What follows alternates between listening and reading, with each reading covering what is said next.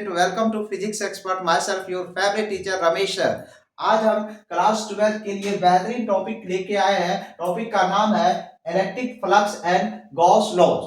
Gauss law और electric flux का use तो आप लोग इलेक्ट्रोस्टैटिक में बहुत ही ज्यादा करते हैं, क्योंकि इसका यूज सबसे ज्यादा होता है और इसका एप्लीकेशन भी गॉस लॉ का बहुत एप्लीकेशन है, उसका भी हम लोग यूज करते हैं और उसके थ्रू हम लोग इलेक्ट्रिक फ्लक्स डिफरेंट सरफेस के लिए निकालते हैं।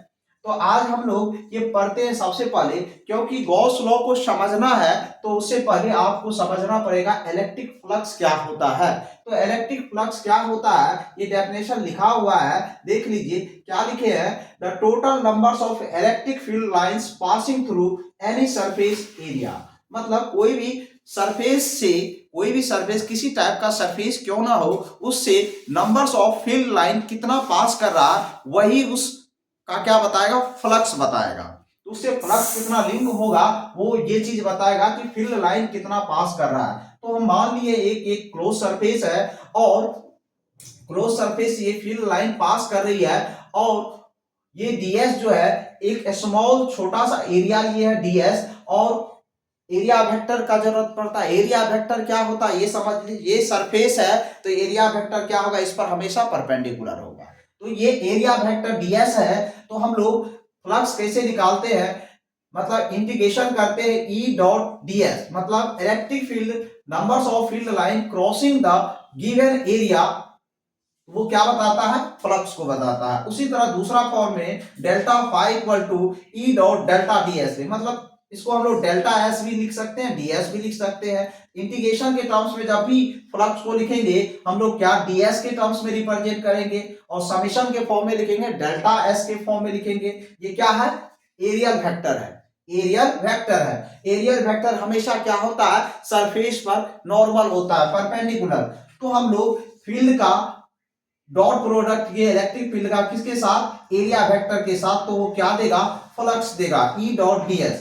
इसमें हम लोग फ्लक्स को मेजरमेंट किसमें करते हैं, उसका SI यूनिट क्या होता है, तो न्यूटन मीटर स्क्वायर पर कूलम इनवर्स होता है, या पर कूलम कह सकते हैं। स्पेशल केस क्या क्या है, तो फ्लक्स कब जीरो होगा, फ्लक्स कब पॉजिटिव होगा, फ्लक्स कब नेगेटिव होगा, उसके लिए स्पेशल केस। पहला केस लेके आए हम लोग कि यदि मतलब थीटा का वैल्यू क्या हो जाए 0 डिग्री, मतलब थीटा का वैल्यू क्या हो जाए 0 डिग्री, मतलब इलेक्ट्रिक फील्ड और क्या हो जाए, इलेक्ट्रिक फील्ड और एरिया वेक्टर क्या हो जाए, दोनों एक ही लाइन पर हो जाए, तो उस केस में क्या होगा मेरा फ्लक्स। तो उस केस में मेरा cos 0 डिग्री, क्योंकि डॉट प्रोडक्ट है तो E डॉट ds को हम लोग क्या लिख सकते हैं, E ds cos थीटा, तो थीटा का वैल्यू 0 डिग्री लिखेंगे तो cos 0 डिग्री का वैल्यू 1 होगा, तो E ds आएगा। जब 90 डिग्री होता है तो उस केस में क्या होगा, उस केस में फ्लक्स क्या होगा, 0 डिग्री होगा, सॉरी फ्लक्स क्या आएगा, 0 आएगा।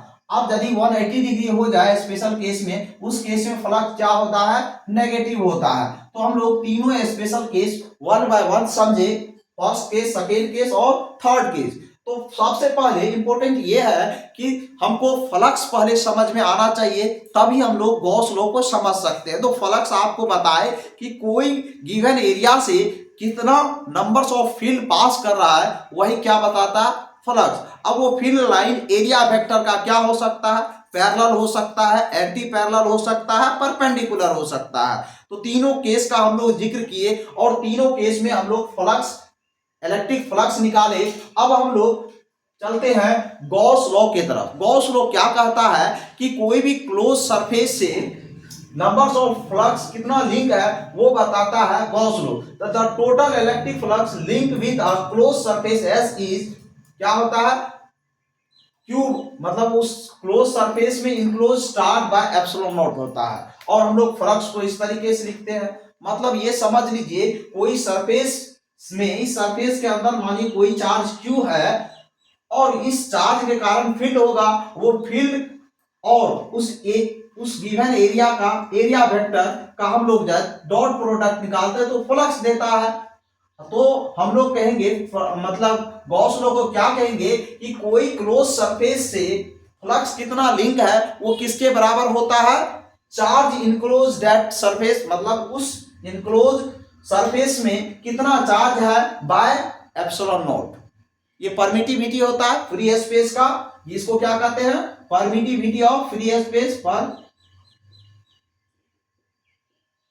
Of free space, free space. तो ये गॉस लॉ है, ये गॉस लॉ क्या होता है, सीबीएसई बोर्ड के लिए बहुत ही इंपॉर्टेंट होता है, इवन देन बिहार बोर्ड के लिए भी इंपॉर्टेंट होता है। तो हम आपको एक सिंपल तरीके से गॉस लॉ का स्टेटमेंट और गॉस लॉ को समझा है कि कोई भी क्लोज सरफेस में कितना चार्ज इनक्लोज है वो उस क्लोज सरफेस से कितना फ्लक्स लिंक होता है वो charge enclose by epsilon not के बराबर। मतलब कहने का ये हुआ कि इस मानिए क्लोज सरफेस है, इसमें इनक्लोज चार्ज ऐसा है, सॉरी इनक्लोज चार्ज क्यू है, तो वो इस क्लोज सरफेस का जो फ्लक्स लिंक होगा वो किसके बराबर होगा, charge enclose by epsilon time. तो इसको बाय हार्ट करना कोई जरूरी नहीं है, बहुत आसान सा तरीका से आपको हम समझा दिए हैं। तो ये वीडियो आप लोग को कैसा लगा आप लोग कमेंट कीजिएगा। और ये 12th सीबीएसई बोर्ड जो एग्जाम होने वाला 12th का, उसके लिए बहुत ही ज्यादा इंपॉर्टेंट टॉपिक है, इसलिए आप इसको ज्यादा से ज्यादा दोस्तों के भी शेयर कीजिए, खुद को देखिए और दोस्तों को भी शेयर कीजिए। Thank you.